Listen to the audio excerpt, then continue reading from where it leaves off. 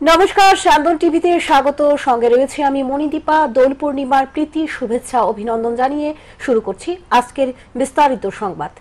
জনসম্পর্ক স্থাপন করার সাথে সাথে জনসমর্থনও নিতে হবে। কার্যকর্তাদের উদ্দেশ্যে ৩ নম্বর বামুটিয়া বিধানসভার অন্তর্গত নবগ্রামে ভোট প্রচারে গিয়ে এই কথা বললেন মুখ্যমন্ত্রী ডাক্তার মানিক সাহা। শত শত জনগণ নিয়ে জনসম্পর্ক অভিযান করলেন মুখ্যমন্ত্রী ডাক্তার মানিক সাহা। ৩ নম্বর বামুটিয়া বিধানসভার অন্তর্গত নবগ্রামে সোমবার সকালে ভোট প্রচারে যান মুখ্যমন্ত্রী। হাতে নরেন্দ্র মোদীর ক্যালেন্ডার নিয়ে পৌঁছে যান জনগণের আশীর্বাদ নেওয়ার জন্য। তারপর একটি জমায়েত করে মুখ্যমন্ত্রী জনগণের উদ্দেশ্যে বক্তব্য রেখে বলেন, ঘরে ঘরে গিয়ে সম্পর্ক স্থাপন করতে হবে এবং সম্পর্কের সাথে সমর্থন নিতে হবে জনগণের। এই উদ্দেশ্য নিয়ে আজ ত্রিপুরার কোনায় কোনায় পৌঁছে যাচ্ছে ভারতীয় জনতা পার্টি। মুখ্যমন্ত্রী আরো বলেন, মানুষের কাছে গিয়ে বলা হচ্ছে প্রধানমন্ত্রী নরেন্দ্র মোদী পাঠিয়েছেন আপনাদের আশীর্বাদ নেওয়ার জন্য। মুখ্যমন্ত্রী বলেন, প্রধানমন্ত্রী নরেন্দ্র মোদী চাইছেন সবকা সাথ সবকা বিকাশ। ত্রিপুরার ক্ষেত্রে যা বিগত দিনে ভাবা যায়নি তাও হয়েছে গত 6 বছরে। সবচেয়ে বড় বিষয় হলো প্রতিশ্রুতি অনুযায়ী হীরা মডেল দিয়েছে। এতে জনগণ উপকৃত হবে বলে জানান মুখ্যমন্ত্রী। তিনি বলেন, ভারতীয় জনতা পার্টি এবার ৩৭০ লক্ষ মাত্রা রেখেছে, তবে ৪০০ আসনের অধিক পেয়ে পুনরায় সরকার গড়বে বলে আশা ব্যক্ত করেন মুখ্যমন্ত্রী। ঘরে ঘরে আমাদের যেতে হবে, আর ঘরে ঘরে গিয়ে সম্পর্ক স্থাপন করতে হবে। শুধু সম্পর্ক স্থাপন করলে হবে না, সম্পর্কের সাথে সাথে সমর্থন স্থাপন করতে হবে। আমাদের ভারতীয় জনতা পার্টি সেই উদ্দেশ্যে আজকে সব জায়গায় সমস্ত ত্রিপুরা প্রদেশের কোনায় কোনায় আমরা যাচ্ছি এবং গিয়ে খালি এই কথাটা বলছি, মোদিজি আপনাদের কাছে পাঠিয়েছেন, উনি আশীর্বাদ চাইতেন। মুখ্যমন্ত্রীর সাথে ছিলেন এলাকার প্রাক্তন বিধায়ক কৃষ্ণধন দাস সহ অন্যান্য নেতৃত্ব। শান্তন টিভি। 7 রামনগর বিধানসভা কেন্দ্রের উপনির্বাচন নিয়ে প্রদেশ বিজেপি কার্যালয়ে সোমবার সকালে এক বৈঠক অনুষ্ঠিত হয়। বৈঠকে উপস্থিত ছিলেন প্রদেশ বিজেপির সভাপতি রাজীব ভট্টাচার্য, মনোনীত বিজেপি প্রার্থী দীপক মজুমদার, মন্ত্রী রতন লাল নাথ সহ অন্যান্যরা। প্রদেশ বিজেপি সভাপতি রাজীব ভট্টাচার্য বলেন, 7 রামনগর বিধানসভা কেন্দ্রের বুথ সভাপতি এবং কর্পোরেটর সহ যারা সাংগঠনিক দায়িত্বে রয়েছেন তাদের নিয়ে বৈঠক অনুষ্ঠিত হয়। বৈঠকে কার্যকর্তাদের উৎসাহ দেখে বোঝা গেছে এলাকায় প্রয়াত বিধায়ক সুরজিৎ দত্তের অনুগামী দীপক মজুমদারকে জয়ী করে পদ্মফুল ফোটাতে সকলে প্রস্তুত। আসন্ন উপনির্বাচনে তারা ঝাঁপিয়ে পড়ে বিপুল ভোটে দীপক মজুমদারকে জয়ী করবেন বলে আশা ব্যক্ত করেন প্রদেশ বিজেপি সভাপতি রাজীব ভট্টাচার্য। আপনারা অবগত আছেন যে আগামী 19 এপ্রিল আমাদের লোকসভা নির্বাচনের পাশাপাশি আমাদের 7 রামনগর বিধানসভারও উপনির্বাচন সংগঠিত হবে।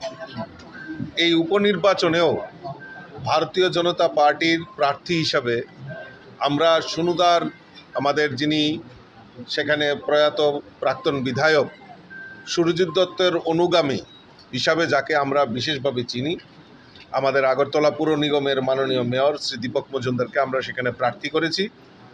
এবং আজকে সমস্ত বুথের কার্যকর্তা, বুথ প্রেসিডেন্ট, কর্পোরেটর এবং সাংগঠনিকভাবে যাদের পরই দায়িত্ব রয়েছে সকলকে নিয়ে এই সাংগঠনিক বৈঠকের আহ্বান করা হয়েছে। সোমবার সকাল থেকে ধর্মনগর শুরু হয়েছে প্রথা অনুযায়ী দোল উৎসব। ধর্মনগরে দোল উৎসবের একটি বিশেষ দিক রয়েছে যা সারা রাজ্যকে তাক লাগিয়ে দেওয়ার মতো।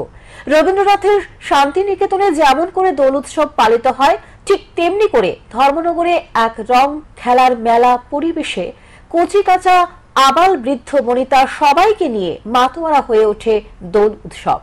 2019 সাল থেকে ধর্মনগরে এই বৃহৎ আকারে দোল উৎসব শুরু হয়েছিল।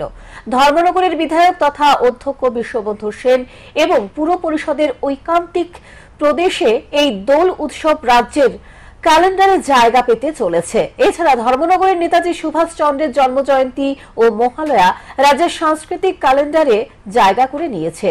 সোমবার এই দোল উৎসবে উপস্থিত ছিলেন রাজ্য সাংস্কৃতিক পরিষদের সহসভাপতি সুব্রত চক্রবর্তী সহ ধর্মনগরের নবীন প্রবীণ সবাই। সকাল থেকেই এই গৃহবাসী খোলদার খোল গানের মাধ্যমে মানুষের উন্মুক্ত মনে দোল উৎসবকে আমন্ত্রণ জানানো হয়েছে এবং রঙে বেরঙে ধর্মনগরের আকাশ বাতাসকে রঙিন করে এক রঙিন পরিবেশ সৃষ্টি করে মানুষের হৃদয়ে খুশির জোয়ারের ছোঁয়া লাগিয়েছে। ধর্মনগরে আমরা নতুন আঙ্গিকে এই দোল উৎসব আমরা শুরু করেছি 2019 সাল থেকে। তারপরে 20 সালে মহামারী কোভিড, 21 সালে কোভিড, 22 সাল থেকে আবার ছোট আকারে দোল উৎসব করেছি। 23-এও আমরা আবার পুনরায় বৃহৎ আকারে দোল উৎসব করেছি।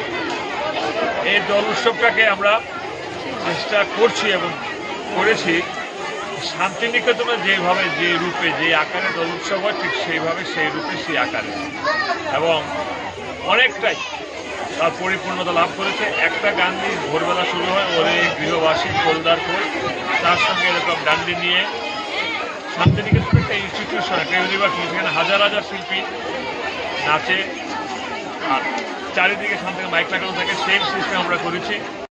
চিরাচরিত রীতি অনুযায়ী দোল উৎসব পালিত হচ্ছে রাজ্যের বিভিন্ন মন্দিরে। দোল পূর্ণিমা উপলক্ষে সোমবার রাজ্যের বিভিন্ন ধর্মীয় প্রতিষ্ঠান ও বাড়িঘরে সকাল থেকেই পূজার্চনার প্রস্তুতি লক্ষ্য করা গেছে।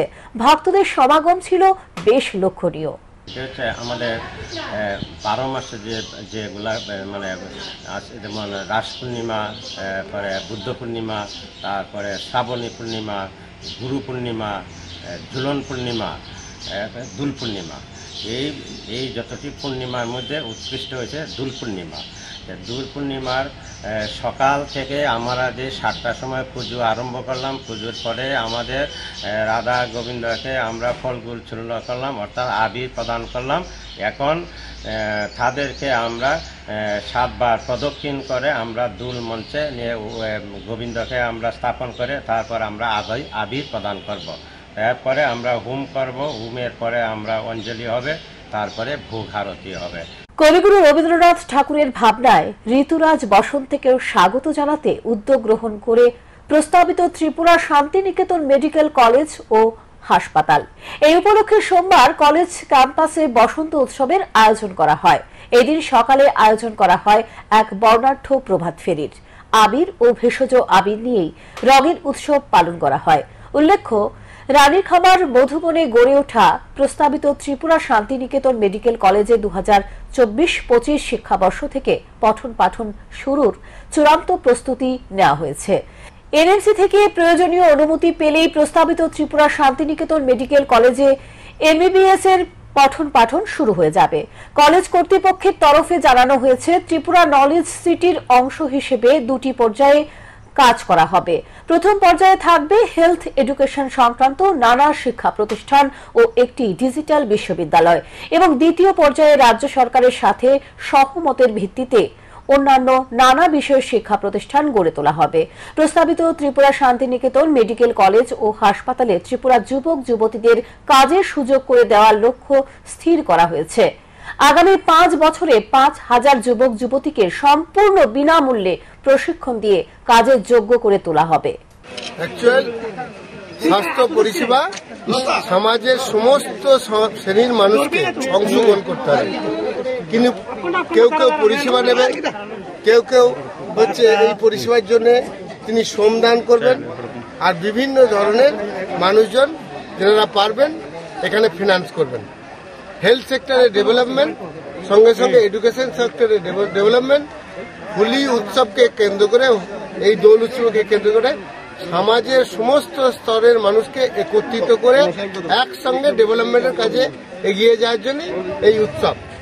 আর যেহেতু আমরা বোলপুর থেকে এসেছি, কবিগুরুর ভাব আদর্শ তার উপর দোল খেলা শান্তিনিকেতনে হয়, সেই শান্তিনিকেতনের দোল উৎসবকে আমরা এখানে প্রতিষ্ঠিত করতে চাইছি।